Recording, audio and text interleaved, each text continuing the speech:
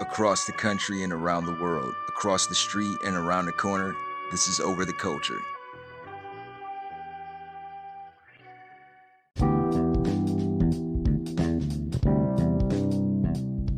This is Over the Culture podcast, where you get to hear my spin on things I like music, sports entertainment, movies, TV shows, and your mom. You also get to hear about things I don't like student drivers. I know I was one at one point, but I didn't drive like a dummy in the middle of the street. I am your bastard of ceremonies, the one gig kid, Pat Stay Black, Alex Treblack, Reefer Sutherland, Luke Fly Talker, the most interesting blurred in podcasting, the troller of trolls, the prince of petty, Steve G.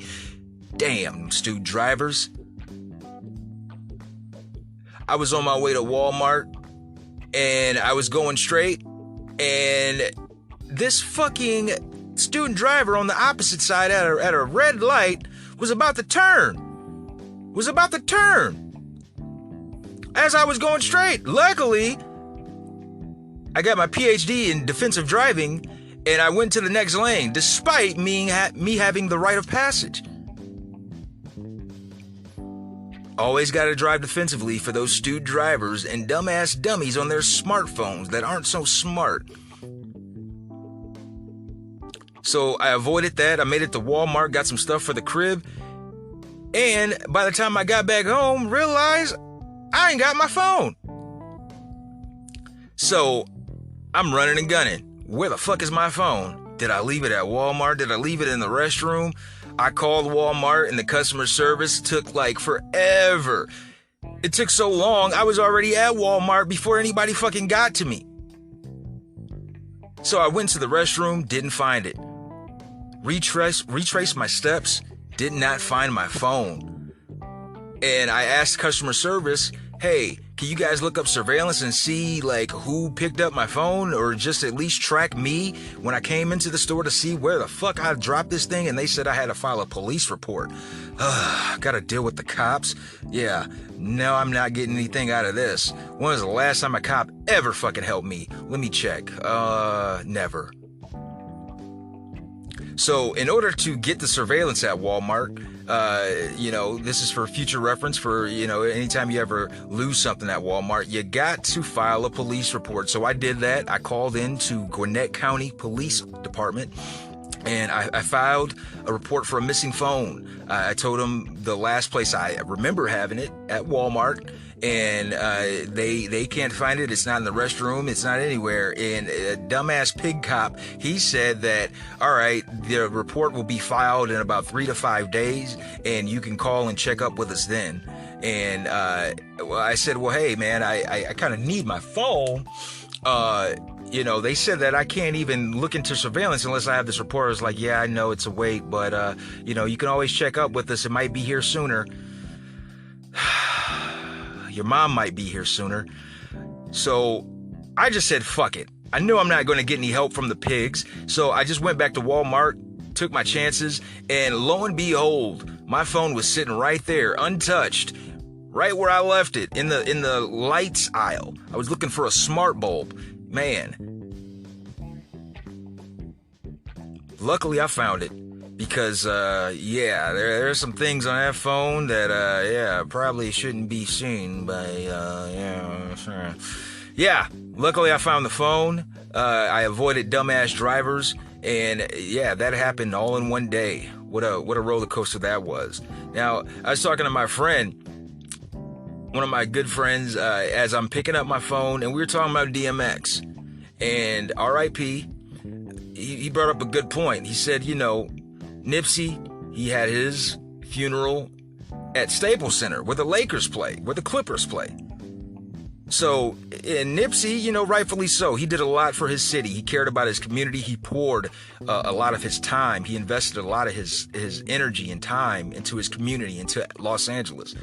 So it's like, if Nipsey can get that for Staples, DMX should have his funeral at Madison Square Garden. And that is a very valid point. Because DMX, with no offense, no disrespect to the late great Nipsey Hussle, DMX was a monumental artist. No other artist has debuted their album at number 1 5 straight times. Yes, that was Earl Simmons. His first 5 albums debuted at number 1 on the Billboard 200. Jay-Z can't say that, Nas can't say that, Michael Jackson can't say that, Prince, the Beatles, the Rolling Stones, even their king of rock and roll, Elvis Presley. None of those people can say that. Tupac, Biggie, Kurt Cobain, nope. Kurt didn't even make 5 albums in his lifetime. DMX did, and then some. 5 straight times debuting at number 1. What other rapper, what other artist has put out 2 albums in the same year and they both go platinum? I know I sound like a broken record, but shit, we got to give that man his flowers. Even though he's not here to smell them, hey, DMX is here forever. He's eternal. Earl Simmons is one of the GOATs in the rap game, in the music game. Nobody came through and blazed the trail like Earl Simmons did. He's one of one. Word to Ed Lover. Now everybody's talking about this Jake Paul fight with Ben Askren, and yeah, man, he put them paws to him. And I've said this before, it might not have been on this show, but don't underestimate this Jake Paul kid, because he's been going to work, he's been conditioning, he's been sparring, he's been training. Now he's supposed to be having this fight. Part of the agreement, if he beat Askren, he'll get his match with Money Mayweather, with Floyd. And Floyd's a different kind of animal. To a lot of people, he's considered the greatest boxer of all time. You know, 50 wins, no losses. Who else can say that? Very exclusive group of people can say that. Cesar Chavez, I mean, shit. He won like 11 matches. That was a bad motherfucker. But, yeah, man, I don't know how far Jake Paul is trying to take this, but, I mean, you're talking about Floyd. You know, this definitely isn't Nate Robinson. This definitely isn't Ben Askren, who's more prone to doing submissions and, you know, using his feet and whatnot. So, yeah, man, you've been training. I see you've been putting in the work. But this man is a boxer, and he's getting big bags. He's gotten big bags for his boxing. Now, I was going to cover the WrestleMania 37 event that happened last weekend. They had day 1 on Saturday and day 2 on Sunday, but I ain't gonna waste my time on that shit. I still haven't watched it. Don't care to. You know, I've watched every WrestleMania up to this point, and at some point I will watch that fucking bag of garbage. At some point, I just don't know when. It might not even be in the near future. But hey, McMahon family and Triple H, y'all got to do better, man. You know, I'm a lifelong fan. I devote it to the craft, but right now, man, you know, I got to put y'all on the hiatus. There's too much good TV out there, and WWE programming just isn't one of them. Now, a lot of things happened on April 18th, but one of the things that I'm going to talk about later is the Arsenio Hall show. On April 18th, 1994, he announced that he was going to end his show. He caught a lot of flack for interviewing and scheduling an interview with none other than Louis Farrakhan. So he had a show where it was going to be half Louis Farrakhan and the other half was going to be Kirk Franklin and his band, The Family. And most of the episode, just about all of the episode, I believe, it was devoted to the interview with Farrakhan. And Louis Farrakhan, for years, for decades at this point, has been a pariah of sorts in society. He's been labeled all kinds of things, a bigamist, a racist, an anti-Semite, and all of those things. He is not. He is not. And I'm going to talk about that later. And R.I.P. Black Rob, another one lost.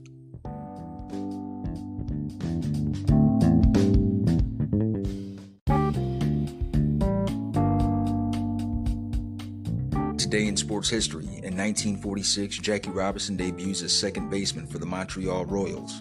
In 1950, Sam Jethro is the first African American to play for Boston Braves. In 1962, the 16th NBA championship is held. Boston Celtics beat the LA Lakers 4-3. In 1966, Bill Russell becomes the first African American coach in NBA history for the Boston Celtics. In 1987, Mike Schmidt hits his 500th home run. In 1991, John Stockton breaks his own NBA season assist record at 1,136. In 1995, quarterback Joe Montana announces his retirement from football. In 1998, the NFL draft is held. Tennessee quarterback Peyton Manning is the first pick by the Indianapolis Colts. In 1999, Wayne Gretzky plays his last game in the NHL as his New York Rangers lose 2-1 to the Pittsburgh Penguins. In 2008, NBA owners give approval of a potential Seattle Supersonics relocation to Oklahoma City in a 28-2 vote by the Board of Governors. And that was my half-ass sports report.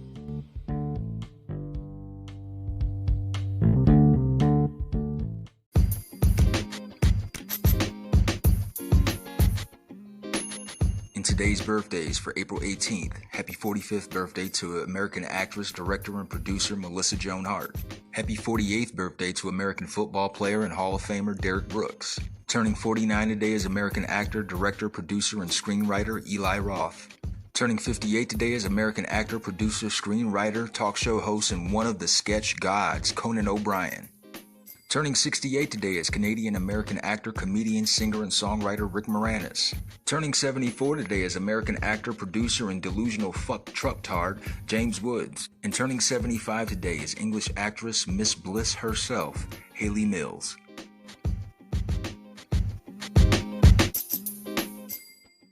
Coming up, I'm going to talk about Arsenio Hall's announcement of his show canceling back on April 18, 1994, as well as the who, what, when, where, why, and how, and the aftermath. We'll be back after these messages.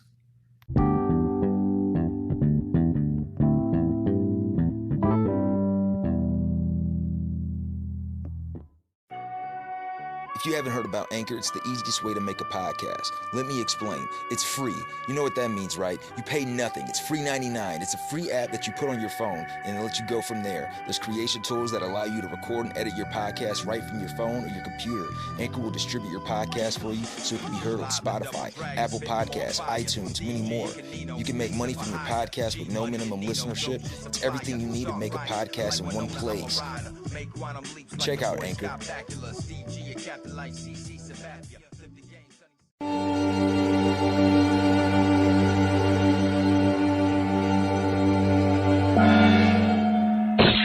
Ninja MC, never coming haphazardly to do away with all you dirty dick dastardies. Me and the microphone are like Mick and Mallory, naturally born to make beats casualties. Now in your mind you a beast, but in reality you messing with some dogs, that's bestiality. I'm saving the day, delivering soliloquies. Enemies in my path, to them I say ninja please.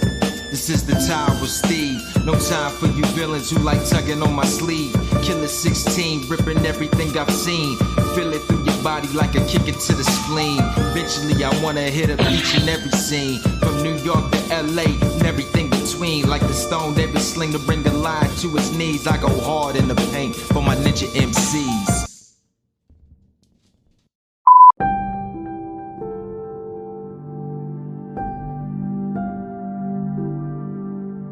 And a special mention to those no longer with us. Just yesterday, we lost American rapper Black Rob. Born Robert Ross on July 12, 1969, in Buffalo, New York, he was signed to Bad Boy, and he was known for his hit single Whoa, which reached the Billboard Hot 100. Ross grew up in East Harlem and began rapping between the ages of 11 and 12. He was inspired by the artists he listened to regularly, including Spoonie G, Dougie Fresh, and Slick Rick. When he was 22, he joined his first rap group, the Schizophrenics, though they did not release any albums. He initially rapped under the alias Bacardi Rob. He began associating with the Bad Boy label as early as 1996, appearing on the Bad Boy remix to 112's Come See Me. He was then featured on several Bad Boy releases, including remixes to Total's What About Us and Faith Evans' Love Like This, the song 24 Hours to Live from Mace, and albums by Puff Daddy and the Bad Boy family and the Notorious B.I.G. He also made 2 appearances on Crew's 1997 album, The Dirty 30, as well as albums by Old Dirty Bastard, Channel Live, The Mad Rapper, Benzino, Tony Touch, and others. These guest appearances earned him media buzz. In his earlier years, Black Rob headed the street rap team, which he named Alumni. His debut album, Life Story, was released in 1999 and rose above platinum sales. In early 2000, he released the hit single Whoa. Produced by Diggin' in the Crates crew member Buck Wild, Whoa became his biggest hit. The song peaked at number 43 on the Billboard Hot 100 and reached the top 10 on both the R&B, hip-hop, and rap charts. To date, it remains Rob's only solo single to have reached the Hot 100. Despite subsequently appearing on releases by P. Diddy and G-Dep, he did not make another hit single. His second album, The Black Rob Report, failed to perform as strongly as his debut and quickly fell off the Billboard 100 charts. In 2005, Jamal Mosley from Off the Block Entertainment started managing Black Rob's career. In 2010, he parted from Bad Boy and signed to independent label Duck Down Records. In 2011, he released Game Tested, Streets Approved, which peaked at number 44 on the Billboard Top R&B Hip-Hop albums. Black Rob also started his own independent label, Box and One, with Jamal Mosley. Black Rob was sentenced to over 7 years in prison in 2006 after failing to appear in court for his sentencing, which was set to be 2 to 6 years initially, on a charge of grand larceny from 2004, in which he pleaded guilty to criminal possession of more than $6,000 worth of jewelry stolen in a hotel. He was released from prison in May 2010 and was interviewed by BET 2 hours later. On April 17, 2021, it was announced that Rob died at the age of 51 due to kidney failure. R.I.P.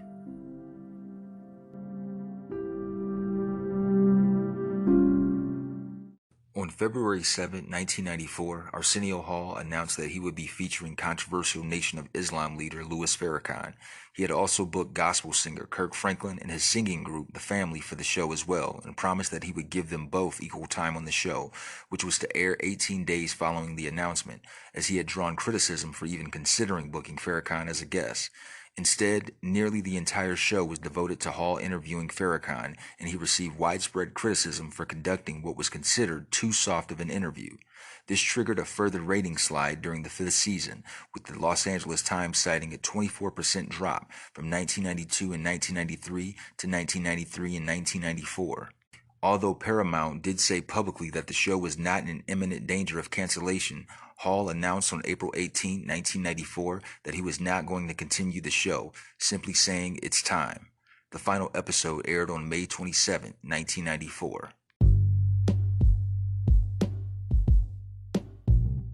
Shortly before the Arsenio Hall show was canceled, Paramount's merger with Viacom was finalized. Since this now meant that Paramount and MTV were corporate siblings, there was a ready-made replacement for Arsenio, and after retooling and expansion, a syndicated version of The Jon Stewart Show was launched in late 1994. Despite being sold to most of the same Arsenio affiliates, The Jon Stewart Show was never able to find an audience in syndication, as it had on MTV, and the show was canceled after its lone season as a syndicated series. After the decline of Arsenio and the failure of The Jon Stewart Show, Paramount did not make another attempt at producing a late-night variety show.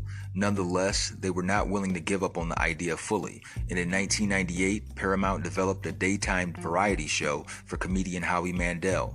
The Howie Mandel Show premiered on May 1998, but could not find an audience in what was then a syndicated landscape saturated with talk shows, and Paramount canceled the show in early 1999. Paramount subsequently gave up on the variety format altogether and did not attempt it again before its television operations were folded into those of CBS. In the 2000s, VH1 aired a repacked version of the show called Arsenio Jams, featuring musical performances and select interviews from the show's first run. Now, at the time of the interview with Arsenio, Louis Farrakhan was already considered a pariah of sorts. He was labeled anti-Semite, racist, bigamous, amongst other things. And after hearing this for decades, he defends himself, addressing the long-standing claims that he dislikes Jewish people. And he says that they tell lies to make you think I am a bigot or anti-Semite so that you won't listen to what I'm saying. So far, they've been pretty successful, he said in his address. Now, I have to bring up the thing I'm doing that makes me so hated. Members of the Jewish community were given the Torah, by Moses. 300 years from the birth of Jesus, the civilization of Moses was broken. A man named Nimrod and Jewish scholars wrote a word called the Talmud. They made that word in their minds and in their believers' minds greater than God's word. Now these are his words. Farrakhan also recalled Jewish comedian Chelsea Handler being slammed by the Jewish community for posting a video of his. He said it was not the Jews, but imposters who came down on her. He thanked Handler for posting his teachings and encouraged her to pursue more truth. Go back and listen to more of Farrakhan and get to know me, he said. Not from the mouths of your lying imposter brothers, but from the God within, Farrakhan concluded. If you really think I hate the Jewish people, you don't know me at all. I've never uttered the words of death to the Jewish people. Farrakhan says he isn't a bigot, rather a lifelong activist for the advancement of black people. He affirmed, the same way a person dedicates their life to the vilest, I've dedicated my life to black people first and foremost. I have a solid record of love for black people.